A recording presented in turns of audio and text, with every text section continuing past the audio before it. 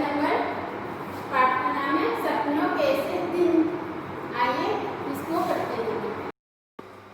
इस पाठ के लेखक गुरुदयाल सिंह जी ने अपने बचपन की यादों को इस पाठ में आपके साथ साझा किया है और उसे नाम दिया है सपनों के ऐसे दिन। तो इस पाठ में सबसे पहले इस पाठ को लेखक ने 2 भागों में बांटा है। तो सबसे पहले भाग में उसके बचपन के बारे में है कि किस तरीके से वह बचपन में अपने साथियों के साथ खेला करता था और उसके बाद बड़ा होने के बाद जब वह बाल मनोविज्ञान का प्रशिक्षण लेता है तो उसे ये सारी बातें याद आती हैं कि किस तरीके से बच्चे अपने मन के भाव को पूरा करने के लिए किसी भी हद तक गुजर जाते थे। तो दूसरे भाग में वो दिखाया गया है कि बाल मनोविज्ञान का प्रशिक्षण लेखक ने किस प्रकार प्राप्त किया। तो सबसे पहले लेखक जब छोटा था बचपन में अपने साथियों के साथ खेलने बाहर जाता था तो उसकी स्थिति क्या होती थी, कैसी हालत होती थी उसकी। उसके जो कपड़े थे वो फटे मैले और पुराने होते थे। लेकिन ऐसी स्थिति उसके अन्य साथियों की भी होती थी, यानी कि सभी के कपड़े ऐसे होते थे, उनकी गच्छी फटी पुरानी और मैली होती थी, उनकी कमीज के बटन टूटे हुए होते थे और जो सिर के बाल वो हमेशा बिखरे होते थे। वो एक साथ खेलते धूल मिट्टी कंकड़ में और वो जब वो लकड़ी के लट्ठों पर चढ़ते और उससे ऊपर नीचे कूदते तो उन्हें कभी कभी चोट भी लग जाती थी। तो शाम को जब वो घर जाते हैं तो उनके जो घर वाले हैं, उनके माँ बाप या भाई बहन, बड़े भाई बहन, तो उनको इस बात के लिए डांटते थे, हर रोज उनकी पिटाई करते थे कि तुम और कपड़ों को गंदा क्यों करके लाते हो, चोट खा के आते हो। तो इस वजह से उनको बहुत ज़्यादा पिटाई या मार पड़ती थी। तो लेकिन अगले दिन ही बच्चे उस पिटाई को भूल जाते थे और दोबारा फिर खेलने के लिए दौड़ पड़ते थे अपने साथियों के साथ। तो लेकिन जब लेखक बड़ा होता है तब वह इस बात का प्रशिक्षण करता है बाल मनोविज्ञान। बाल मनोविज्ञान का अर्थ है बालकों के मन की बात को जानना। तो जब उसका प्रशिक्षण करता है तो तब उसे यह बात याद आती है कि किस तरीके से बच्चे पिटाई को और डांट को भूलकर बार बार उसी कार्य को करते हैं जो कार्य उनको अच्छा लगता है, जो उनके मन को भाता है। तो वो उनके घर जाकर पढ़ाया करते थे। वे धनाढ़ लोग थे। उनका लड़का मुझसे 1-2 साल बड़ा होने के कारण मेरे से एक श्रेणी आगे रहा। धनाढ़ कहा जाता है अधिक धन वाले लोगों को, यानी जिनके पास बहुत सारा धन होता है। तो यहाँ पर लेखक बता रहे हैं कि जब वे अगली कक्षा में प्रवेश करते थे तो उन्हें पुरानी किताबें मिला करती थी और जो हेडमास्टर शर्मा जी हैं वो एक लड़के को उनके घर जाकर पढ़ाया करते थे और वे लोग बहुत ज़्यादा अमीर लोग थे, बहुत ज़्यादा धन वाले लोग थे जिनके लड़के को हेडमास्टर शर्मा जी पढ़ाया करते थे। और उनका लड़का जो है लेखक से 1-2 साल बड़ा था, जिसके कारण वो लेखक से एक कक्षा आगे पढ़ता था और जो हेडमास्टर शर्मा जी है वो उसी की पुस्तकों को जो है लेखक के लिए लेकर आया करते थे। हर साल अप्रैल में जब पढ़ाई का नया साल आरंभ होता तो शर्मा जी उसकी 1 साल पुरानी पुस्तकें ले आते। हमारे घर में किसी को भी पढ़ाई में दिलचस्पी ना थी। दिलचस्पी कहा जाता है रुचि को। तो लेखक बताते हैं कि हर साल जब अप्रैल के महीने में पढ़ाई का नया सेशन जो है शुरू होता था तो जो शर्मा जी हैं हेडमास्टर साहब जो है लेखक के, वो जो है उस लड़के की जिसे वे पढ़ाने जाते थे उसकी पुरानी पुस्तकों को लेखक के लिए लेकर आते थे, क्योंकि लेखक के घर में जो है किसी को भी पढ़ाई में कोई रुचि नहीं थी, किसी को पढ़ाई से कोई लेना देना नहीं था। यदि नई किताबें लानी पड़ती जो तब 1-2 रुपए में आ जाया करती तो शायद इसी बहाने पढ़ाई 3री-4थी श्रेणी में ही छूट जाती। कोई 7 साल स्कूल में रहा तो एक कारण पुरानी पुस्तकें मिल जाना भी था। अब लेखक बताते हैं कि अगर लेखक के परिवार वालों को लेखक के लिए नई किताबें खरीदनी पड़ती जो उस ज़माने में शायद 1-2 रुपए की आ जाती थी, तो इस बहाने से लेखक के परिवार वाले जो है लेखक की पढ़ाई शायद 3री या 4थी कक्षा में ही छुड़वा देते, यानी लेखक 3री-4थी कक्षा से आगे नहीं पढ़ पाता अगर उसे नई किताबें दिलवानी पड़ती। लेखक जो है 7 साल तक स्कूल में पढ़ा, इसका एक कारण ये था कि उन्हें पुरानी पुस्तकें मिल जाया करती थी जो हेडमास्टर साहब जो हैं वो अमीर लड़के से लेकर आ जाया करते थे। कापियों, पेंसिलों, होल्डर या सही द्वात में भी मुश्किल से 1-2 रुपये साल भर में खर्च हुआ करते, परंतु उस ज़माने में 1 रुपया भी बहुत बड़ी रकम हुआ करती थी। रकम कहा जाता है संपत्ति को या दौलत को। तो लेखक बताते हैं कि पुस्तकें तो उन्हें उस अमीर लड़के से मिल जाया करती थी, और जो कॉपियों, पेंसिलों और होल्डर या सही द्वात आदि में जो पैसे खर्च होते थे, जो मुश्किल से पूरी साल में केवल 1-2 रुपये हुआ करते थे, परंतु जब 1 जो रुपया है वो उस ज़माने में बहुत बड़ी रकम हुआ करती थी, बहुत ज़्यादा संपत्ति मानी जाती थी, क्योंकि 1 रुपये और 2 रुपये में बहुत सारा सामान आ जाया करता था। वो भी जो है लेखक को परिवार वाले बड़ी मुश्किल से दिया करते थे, जो पूरी साल में जो है लेखक की पेंसिल, कॉपियों और होल्डर, सही द्वात आदि में खर्च होता था। 1 रुपये में 1 सेर घी आया करता और 2 रुपये में 1 मन यानी 40 सेर गंदम। इसी कारण खाते पीते घरों के लड़के ही स्कूल जाया करते। हमारे 2 परिवारों में मैं अकेला लड़का था जो स्कूल जाने लगा था। अब लेखक देखिए यहाँ बता रहे हैं कि लेखक के ज़माने में, यानी जब लेखक बहुत छोटे थे, जब वो केवल पढ़ाई पहली दूसरी कक्षा में थे, तो उनके ज़माने में 1 रुपये में 1 सेर घी आया करता था, यानी 1 किलो घी आ जाता था, और 2 रुपये में तो यहाँ तक कि 40 सेर 40 किलो अनाज आ जाया करता था। इस कारण जो है खाते पीते घर के लड़के ही स्कूल जाया करते थे, यानी जो बहुत ज़्यादा अमीर होते थे, जो ये खर्चा उठा सकते थे, वही बच्चे जो है स्कूल भेजे जाते थे। और लेखक के परिवार में 2 परिवारों का मतलब है लेखक के पिताजी और उनके चाचा आदि जो होंगे, उनके जो 2 परिवार थे, उनमें लेखक ही केवल एकमात्र लड़का था जो स्कूल जाने लगा था। बाकी कोई भी जो है लेखक के परिवार से स्कूल नहीं गया था। परंतु किसी भी नई श्रेणी में जाने का ऐसा चाव कभी भी महसूस नहीं हुआ जिसका जिक्र जो है कुछ लड़के किया करते। अजीब बात थी कि मुझे नई कॉपियों और पुरानी पुस्तकों में से ऐसी गंध आने लगती कि मन बहुत उदास होने लगता था। चाव कहा जाता है शौक को या इच्छा को, और जिक्र होता है चर्चा। अब लेखक बताते हैं कि उनको जो है स्कूल जाना पड़ता था, वो भी 2 परिवारों में से केवल वो एकमात्र ऐसे लड़के थे जो स्कूल जाते थे। लेकिन फिर भी जो है जब वो नई कक्षा में जाते थे, उन्हें ऐसा कोई शौक या ऐसी कोई इच्छा महसूस नहीं होती थी जिसकी जो है चर्चा दूसरे लड़के किया करते थे। यानी दूसरे लड़के जो है लेखक के सामने बताया करते थे कि उन्हें दूसरी कक्षा में जाने का बहुत शौक है, उन्हें इच्छा है कि वो जल्दी जल्दी नई नई कक्षाओं में जाएं, लेकिन लेखक को ऐसा कोई शौक या इच्छा नहीं थी। उन्हें महसूस ही नहीं होता था कि वो नई कक्षा में जाएं। अब अजीब बात थी कि लेखक को जो है नई कॉपियों और जो पुरानी पुस्तकें हैं उनसे ऐसी स्मेल आती थी कि उनका मन उदास हो जाता था। अब उनका मन उदास क्यों होता था, इसका ठीक कारण तो कभी समझ में नहीं आया, परंतु जितनी भी मनोविज्ञान की जानकारी है उस अरुचि का कारण यही समझ में आया कि आगे की श्रेणी की कुछ मुश्किल पढ़ाई और नए मास्टरों की मारपीट का भय ही कहीं भीतर जमकर बैठ गया था। अब लेखक बताते हैं कि उन्हें पुरानी पुस्तकों और नई कॉपियों से जो स्मेल आया करती थी जिसके कारण उनका मन उदास हो जाता था, उसका सही कारण तो उन्हें कभी समझ में नहीं आया।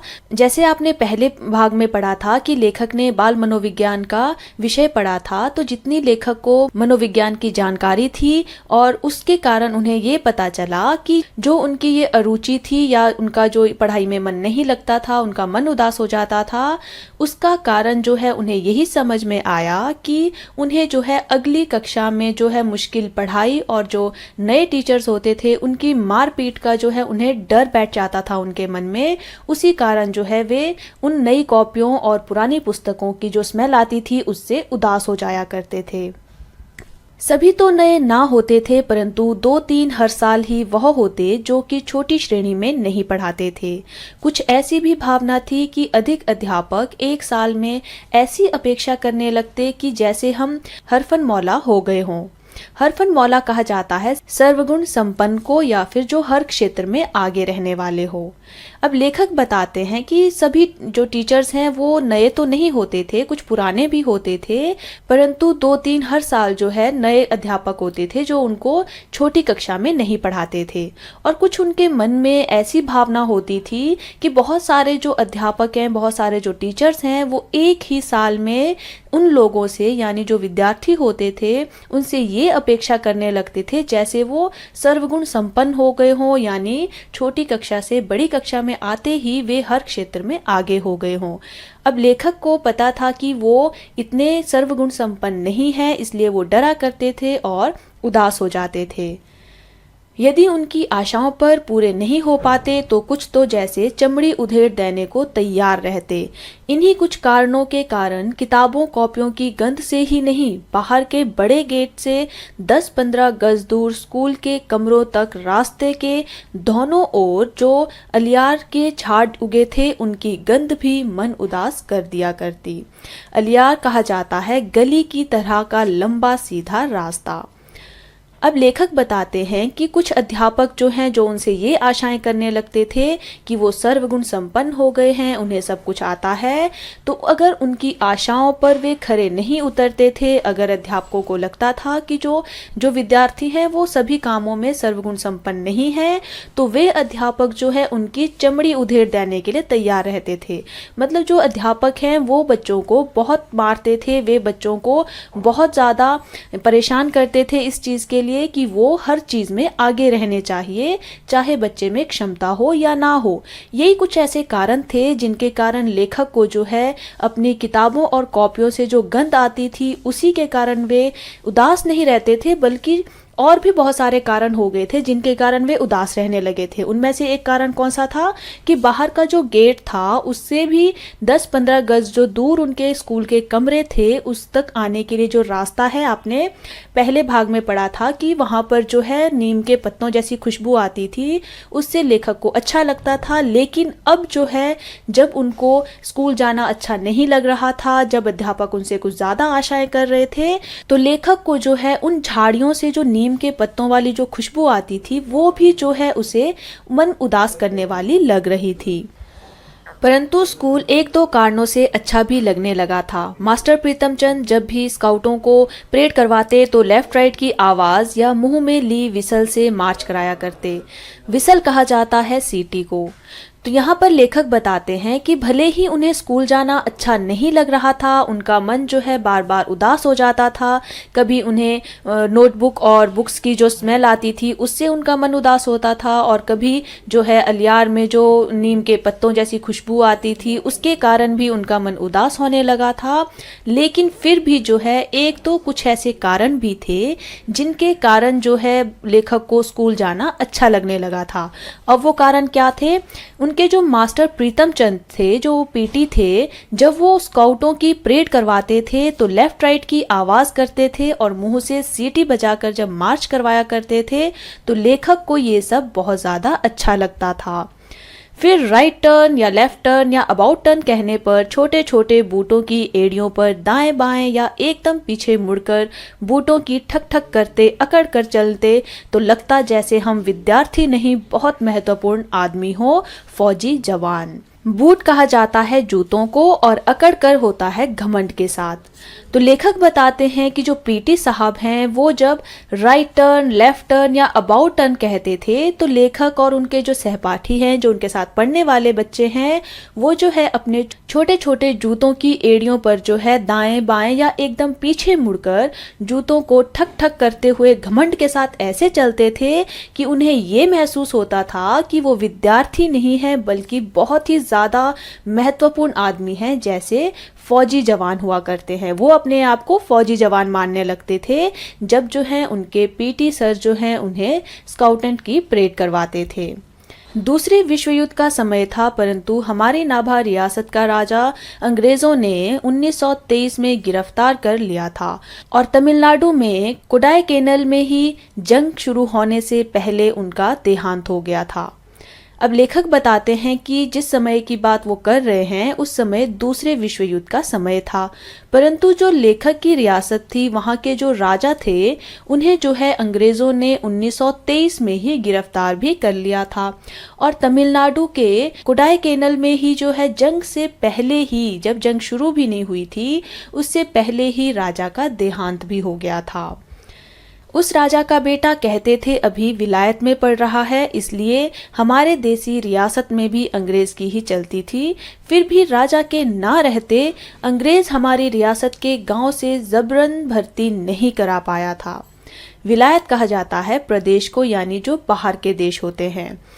तो लेखक बताते हैं कि उनकी रियासत के जो राजा थे उनका देहांत हो गया था और बताते हैं कि उस समय उनका जो बेटा है वो विलायत में जाकर पढ़ाई कर रहा था, यानी बाहर देश पढ़ाई करने गया था। इसलिए जो देसी रियासत थी लेखक की, वहां पर राजा के ना होते हुए अंग्रेजों का ही शासन चलता था।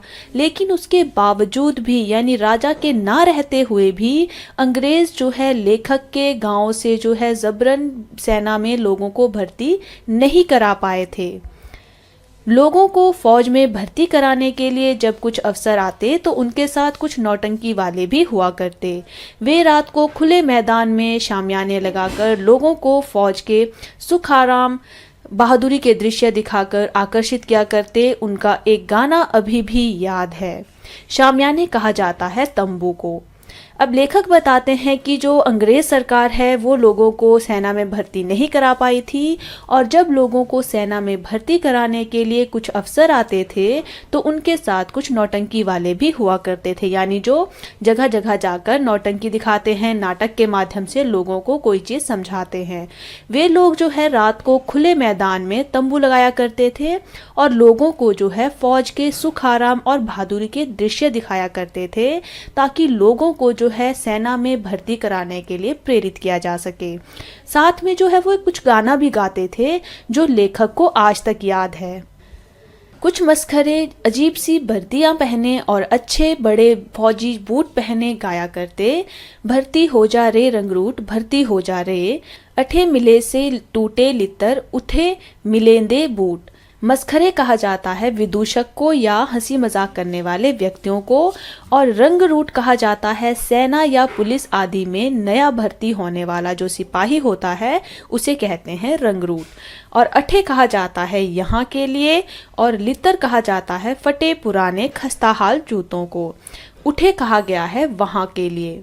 अब यहाँ पर लेखक बताते हैं कि वो जो नौटंकी वाले होते थे उनमें कुछ जो है हंसी मजाक करने वाले व्यक्ति भी होते थे, और उन्होंने बहुत अजीब सी वर्दियाँ पहनी होती थी और अच्छे बड़े फौजी बूट भी पहने होते थे, और वे गाना गाया करते थे कि भर्ती हो जा रे रंगरूट, भर्ती हो जा रे, यानी वे लोगों को कहते थे कि सेना या पुलिस में भर्ती हो जाओ, भर्ती हो जाओ। अठे मिले सौ टूटे लित्तर, यानी यहाँ तो तुम्हें पुराने फटेहाल खस्ता जूते मिलेंगे, लेकिन उठे मिलेंदे बूट, वहाँ जो है तुम्हें बहुत अच्छे जूते मिलेंगे। भर्ती हो जा रे रंगरूट, अठे पहन से फटे पुराने, उठे मिलेंगे सूट। भर्ती हो जा रे रंगरूट। इन्हीं बातों से आकर्षित होकर कुछ जवान भर्ती के लिए तैयार हो जाया करते। अब लेखक बताते हैं कि जूतों के साथ साथ वे ये भी कहते थे गाने में कि तुम जो है सेना में भर्ती हो जाओ, क्योंकि यहाँ तो तुम्हें फटे पुराने कपड़े मिलेंगे लेकिन वहाँ पर तुम्हें सूट मिलेंगे, इसलिए सेना में भर्ती हो जाओ।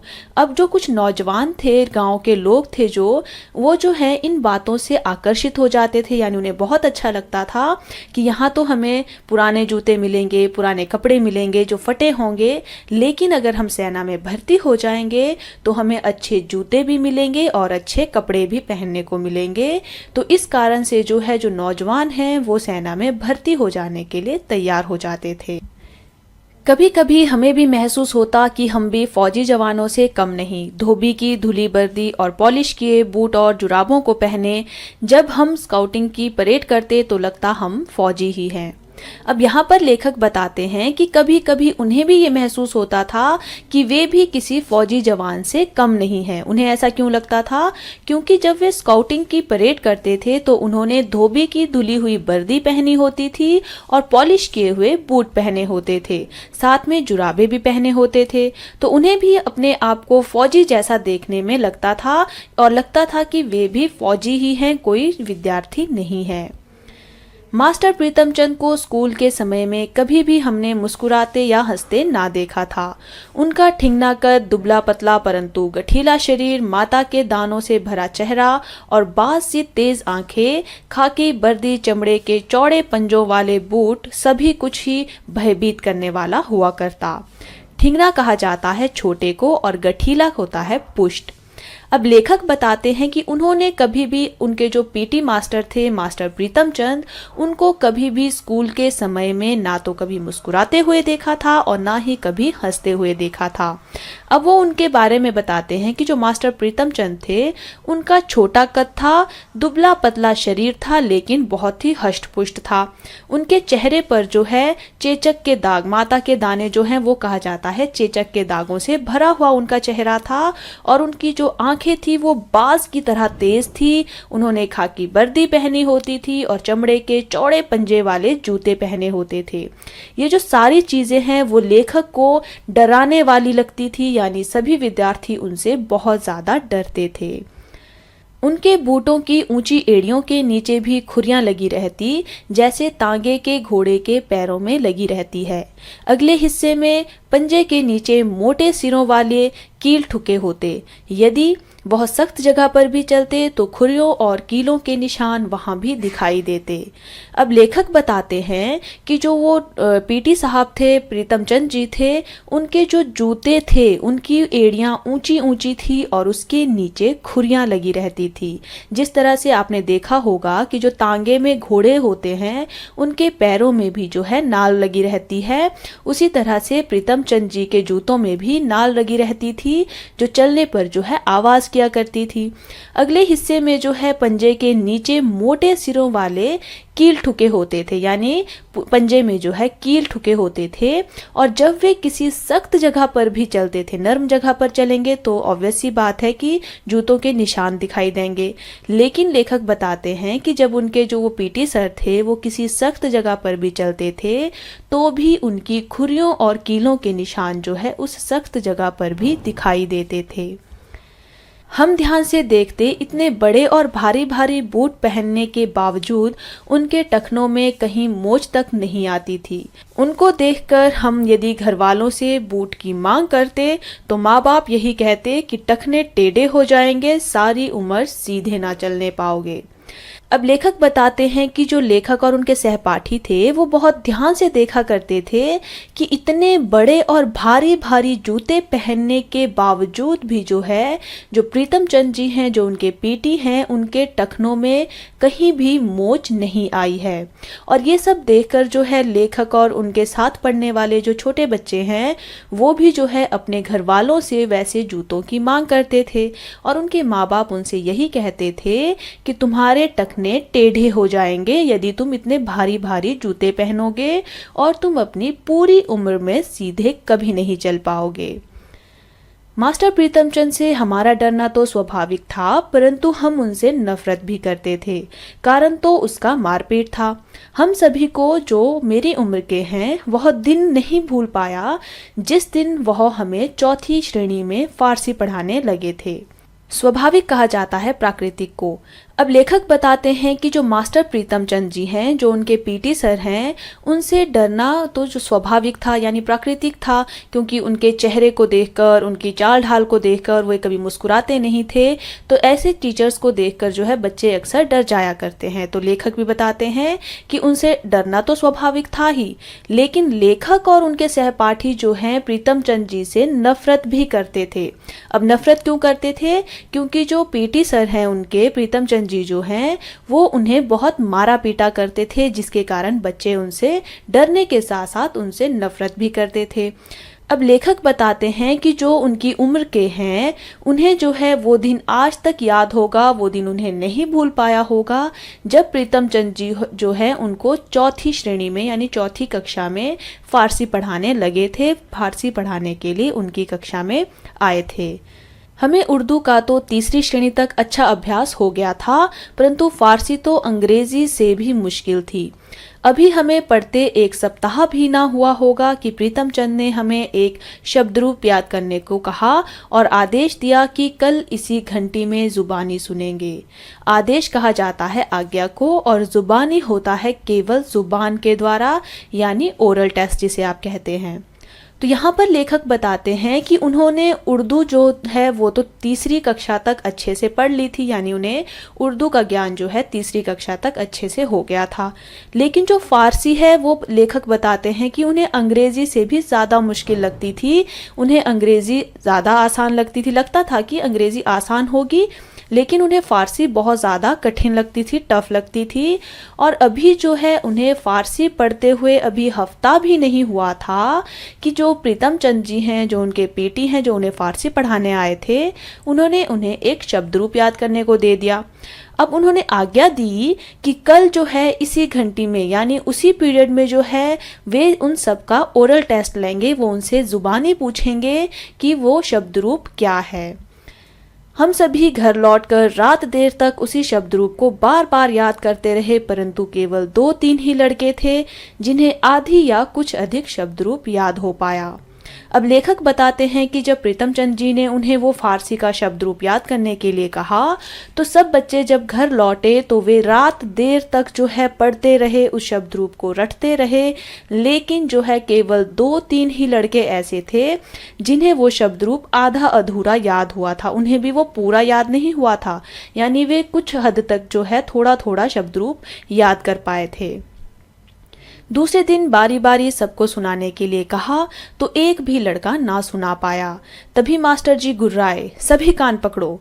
हमने झुककर टांगों के पीछे से बाहें निकालकर कान पकड़े तो वह गुस्से से चीखे, पीठ ऊंची करो। गुर्राए होता है गुस्से से चिल्लाना, यानी जब कोई गुस्से से बहुत जोर से चिल्लाता है तो उसे गुर्राना कहते हैं। अब लेखक बताते हैं कि जब अगले दिन फारसी की कक्षा शुरू हुई तो बारी बारी से प्रीतम चंद जी ने सबको सुनाने के लिए कहा और एक भी लड़का जो है वो शब्द रूप नहीं सुना पाया। तभी जो है मास्टर जी को बहुत ज़्यादा गुस्सा आ गया और उन्होंने ज़ोर से चिल्लाना शुरू किया कि सभी कान पकड़ो। अब सब लोग जो हैं, लेखक और उनके सहपाठी, झुक गए और उन्होंने टांगों के पीछे से बाजू निकालकर कान पकड़े और फिर प्रीतम चंद जी फिर से चीखे कि पीठ भी ऊंची करो। पीठ ऊंची करके कान पकड़ने से 3-4 मिनट में ही टांगों में जलन होने लगती थी। मेरे जैसे कमज़ोर तो टांगों के थकने से कान पकड़े हुए ही गिर पड़ते। अब लेखक बताते हैं, जैसे आप चित्र में यहाँ देख रहे हैं, आपने देखा होगा बचपन में भी आपको शायद इस तरह की सज़ा मिली हो। तो यहाँ पर लेखक बताते हैं कि जब ऊंची पीठ करके कान पकड़ने से टांगों में जो है जलन शुरू होने लगती, तो जो लेखक जैसे कमज़ोर बच्चे थे, जो थोड़े कमज़ोर थे, वो जो है टांगों के थकने पर जो है कान पकड़े हुए ही गिर पड़ते थे, यानी जिस पोजीशन में होते थे उनसे हाथ भी नहीं हटाया जाता था, वो उसी तरह से गिर पड़ते थे। जब तक मेरी और हरबंस की बारी आई तब तक जो हेडमास्टर शर्मा अपने दफ्तर में आ चुके थे। जब हमें सज़ा दी जा रही थी तो उसके कुछ समय पहले शर्मा जी स्कूल की पूर्व की ओर बने सरकारी अस्पताल में डॉक्टर कपलास से मिलने गए थे। दफ्तर होता है कार्यालय या ऑफिस। तो अब लेखक बताते हैं कि जब तक लेखक और उनके एक सहपाठी हरबंस की बारी आनी थी, तब तक जो है हेडमास्टर जो शर्मा जी हैं वो अपने ऑफिस आ गए थे। अब जब उन्हें सज़ा दी जा रही थी लेखक और लेखक की पूरी कक्षा को, उस समय जो हेडमास्टर शर्मा जी हैं वो स्कूल से पूर्व की ओर बने हुए सरकारी हॉस्पिटल के जो डॉक्टर हैं कपलास जी, उनसे मिलने गए हुए थे, इसलिए उन्हें नहीं पता था कि चौथी कक्षा के बच्चों को सज़ा दी जा रही है। वह दफ्तर के सामने की ओर चले आए। आते ही जो कुछ उन्होंने देखा वह सहन नहीं कर पाए। शायद यह पहला अवसर था कि वह पीटी प्रीतम चंद की इस बर्बरता को सहन नहीं कर पाए। वह उत्तेजित हो गए थे। बर्बरता होता है असभ्यता एवं जंगलीपन। तो लेखक बताते हैं जो हेडमास्टर शर्मा जी हैं वो अपने ऑफिस के सामने की ओर आ गए थे और आते ही जब उन्होंने देखा कि बच्चों को जो है इस तरह से पनिशमेंट दी जा रही है तो वे सहन नहीं कर पाए। उन्हें बहुत ज़्यादा गुस्सा आया। शायद ये पहली बार था जब उन्होंने पीटी सर जो हैं प्रीतम चंद जी जो हैं उनकी इस जंगलीपन को सहन नहीं किया था और वे बहुत ज़्यादा गुस्से में आ गए थे। What are you doing? Is that the way to punish the students of 4th class? Stop it at once. अब लेखक बताते हैं कि जो हेडमास्टर शर्मा जी हैं उन्होंने अंग्रेजी में कुछ शब्द कहे, कुछ वाक्य कहे जो प्रीतम चंद जी को डांट की तरह लग रहे थे। अब वो वर्ड क्या थे वो अभी लेखक को नहीं पता था, वो वाक्य क्या थे उसका मतलब लेखक को नहीं पता था। क्यों पता नहीं था? हमें तब अंग्रेजी नहीं आती थी क्योंकि उस समय 5वीं श्रेणी में अंग्रेजी पढ़ाने शुरू की जाती थी, परंतु हमारे स्कूल के 7वीं 8वीं श्रेणी के लड़कों ने बताया था कि शर्मा जी ने कहा था, क्या करते हो, क्या चौथी श्रेणी को सजा देने का यह ढंग है, इसे फौरन बंद करो।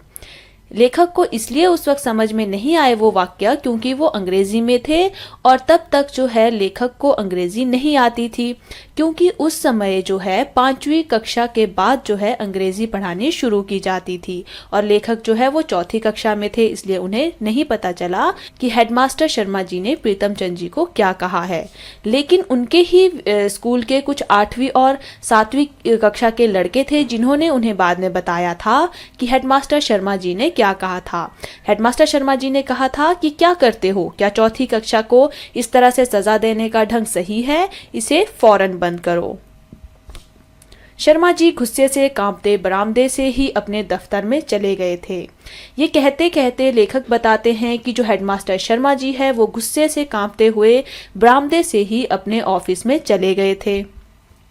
फिर जब प्रीतम चंद कई दिन स्कूल नहीं आए तो यह बात सभी मास्टरों की जुबान पर थी कि हेडमास्टर शर्मा जी ने उन्हें मुअत्तल करके अपनी ओर से आदेश लिखकर मंजूरी के लिए हमारी रियासत की राजधानी नाभा भेज दिया है। मुअत्तल होता है निलंबित करना या निकाल देना और मंजूरी होता है स्वीकृति देना। अब लेखक बताते हैं कि जब चौथी कक्षा को प्रीतम चंद जी ने पनिशमेंट दी थी उसके बाद जो है प्रीतम चंद जी जब कई दिनों तक स्कूल नहीं आए तब जो है बहुत सारे टीचर्स ये बात करते रहते थे कि जो हेडमास्टर शर्मा जी हैं उन्होंने प्रीतम चंद जी को स्कूल से निकाल दिया है और अपनी ओर से आदेश लिख दिया है और उसकी मंजूरी के लिए, उसकी स्वीकृति के लिए उनकी रियासत की राजधानी नाभा भेज दिया है। वहाँ हरजीलाल नाम के महकमाए तामिल के डायरेक्टर थे जिनसे ऐसे आदेश की मंजूरी आवश्यक थी। अब महकमाए तामिल कहा जाता है शिक्षा विभाग को।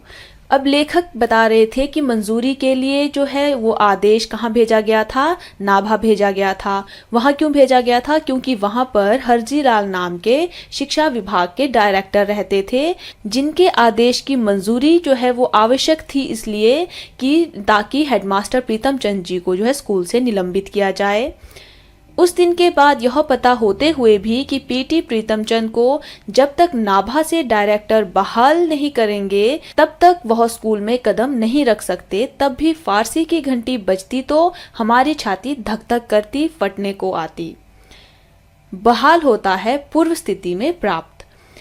अब लेखक बताते हैं कि उन्हें ये पता था कि जब तक पीटी जो प्रीतम चंद जी हैं उन्हें नाभा से डायरेक्टर जो है पूर्व स्थिति में प्राप्त नहीं होने देंगे, यानी जैसे वो पहले थे उस तरह से नहीं देंगे आदेश, तब तक जो है प्रीतम चंद जी स्कूल में कदम नहीं रख सकते, तब तक वो निलंबित हैं, स्कूल से निकाले गए हैं। लेकिन फिर भी जब फारसी कक्षा की घंटी बजती थी तो लेखक और उनके सहपाठियों की जो छाती है वो धक धक करते हुए फटने को आ जाती थी, यानी वे डर से कांपने लगते थे। उन्हें लगता था कहीं प्रीतम चंद जी वापस ना आ जाएं। परंतु जब तक शर्मा जी स्वयं या मास्टर नहरिया राम जी कमरे में फारसी पढ़ाने ना आ जाते हमारे चेहरे मुरझाए रहते। लेकिन लेखक बताते हैं कि जब तक शर्मा जी खुद या फिर मास्टर नहरिया राम जी जो है कमरे में हमें फारसी पढ़ाने नहीं आते थे तब तक जो है लेखक और उनके सहपाठियों के चेहरे मुरझाए रहते थे, वे डर से कांपते रहते थे। लेकिन जैसे ही मास्टर शर्मा जी या फिर मास्टर नहरिया राम जी जो है फारसी पढ़ाने कक्षा में आते थे सभी बच्चे खुश हो जाते थे कि प्रीतम चंद जी उन्हें पढ़ाने नहीं आए हैं। फिर कई सप्ताह तक पीटी मास्टर स्कूल नहीं आए। पता चला कि बाजार में एक दुकान के ऊपर उन्होंने जो छोटी छोटी खिड़कियों वाला चौबारा किराए पर ले रखा था वहीं आराम से रह रहे थे। चौबारा कहा जाता है वह कमरा जिसमें चारों ओर से खिड़कियां और दरवाजे हों। तो जब लेखक बताते हैं कि बहुत सारे सप्ताह बीत गए और जो पीटी मास्टर हैं वो जो है स्कूल नहीं आए, तब उन्हें कहीं जाकर पता चला कि बाजार में एक दुकान के ऊपर जो उन्होंने छोटी छोटी खिड़कियों वाला दरवाज़ों वाला जो कमरा किराए पर ले रखा है, वे वहीं पर आराम से रह रहे थे। कुछ 7वीं 8वीं के विद्यार्थी हमें बताया करते कि उन्हें मुअत्तल होने की रत्ती भर भी चिंता नहीं थी। पहले की ही तरह आराम से पिंजरे में रखे 2 तोतों को दिन में कई बार भिगो कर रखे बादामों की गिरियों का छिलका उतार कर उन्हें खिलाते, उनसे बातें करते रहते थे। रत्ती भर होता है थोड़ी सी भी। अब लेखक बताते हैं कि उन्हें जो है 7वीं 8वीं के कुछ विद्यार्थी ये बताया करते थे कि जो मास्टर प्रीतम चंद जी हैं, उन्हें जो है रत्ती भर भी थोड़ी सी भी चिंता नहीं है कि उन्हें स्कूल से निलंबित किया गया है, उन्हें स्कूल से निकाला गया है। वे जैसे पहले आराम से रहते थे उसी तरह से आराम से रह रहे हैं और उसी तरह से पिंजरे में रखे हुए उनके 2 तोतों को दिन में कई बार जो है बादाम की जो गिरियां हैं उसे भिगोकर उन्होंने रखा होता था, उसके छिलके उतारकर उन तोतों को खिलाते रहते थे और उनसे बातें किया करते थे। उनके वे तोते हमने भी कई बार देखे थे। हम उन लड़कों के साथ उनके चौबारे पर गए थे जो लड़के पीटी साहब के आदेश पर उनके घर में काम करने जाया करते। अब लेखक बताते हैं कि लेखक ने भी वे 2 तोते जो प्रीतम चंद जी के चौबारे पर थे वे कई बार देखे थे, क्योंकि जो लड़के हैं 7वीं 8वीं के जिन्होंने लेखक को बताया था कि पीटी साहब कहाँ रहते हैं और उन्हें जो है स्कूल से निकाले जाने का थोड़ा सा भी दुख नहीं है, वे उन लड़कों के साथ जो है प्रीतम चंद जी के चौबारे पर गए थे, उनके घर पर गए थे, क्योंकि वे लड़के जो है पीटी साहब के आदेश पर उनके घर का काम करने जाया करते थे। परंतु हमारे लिए यह चमत्कार ही था कि जो प्रीतम चंद बिल्ला मार मार कर हमारी चमड़ी तक उधेड़ देते, वह अपने तोतों से मीठी मीठी बातें कैसे कर लेते थे। क्या तोतों को उनकी दहकती भूरी आंखों से भय नहीं लगता था? हमारी समझ में ऐसी बातें तब नहीं आ पाती थी, बस एक तरह इन्हें अलौकिक ही मानते थे। बिल्ला कहा जाता है पट्टी या डंडे को और अलौकिक होता है अद्भुत या अपूर्व। अब लेखक बताते हैं कि उनके लिए तो ये चमत्कार ही था कि जो प्रीतम चंद जी हैं वे जो है पट्टी या डंडे से मार मार कर लेखक और उनके कक्षा की या उन स्कूल के विद्यार्थियों की चमड़ी तक उधेड़ देते थे, यानी जो इतने क्रूर थे वो जो है उन तोतों से मीठी मीठी बातें कैसे कर लेते थे। ये जो है लेखक को समझ में नहीं आ रहा था, उन्हें ये बहुत ज़्यादा ही अद्भुत लग रहा था, उनके लिए ये किसी चमत्कार से कम नहीं था। अब वो ये सोचते थे कि क्या तोतों को उनकी वो दहकती भूरी आंखें नहीं दिखती और उनसे भय नहीं लगता कि वे उनसे इतनी मीठी मीठी बातें कर रहे हैं, क्योंकि लेखक के लिए तो है जो प्रीतम चंद जी हैं वो बहुत ज़्यादा क्रूर थे जिनसे वो नफरत करते थे। लेखक बताते हैं कि ये सारी बातें उस समय उनकी समझ में शायद इसलिए नहीं आ पाती थी क्योंकि वे उस समय बहुत ज़्यादा छोटे थे और बस उन्हें उस वक्त यही लगता था कि ये सारा जो दृश्य है वो अद्भुत है, अलौकिक है और इससे पहले कभी नहीं हुआ है, ना ऐसा हो सकता है। उनके लिए ऐसा ये चमत्कार था कि प्रीतम चंद जी इस तरह से मीठी मीठी बातें कर रहे थे, इतना अच्छा व्यवहार कर रहे थे तोतों के साथ, लेकिन उनके साथ बहुत ज़्यादा बुरा व्यवहार करते थे। लेखक ने इस अध्याय उम्मीद है बच्चों आपको यह पाठ अच्छे से समझ में आ गया होगा। आप इसका अभ्यास कार्य अच्छे से याद कीजिए और इस पाठ को अच्छे से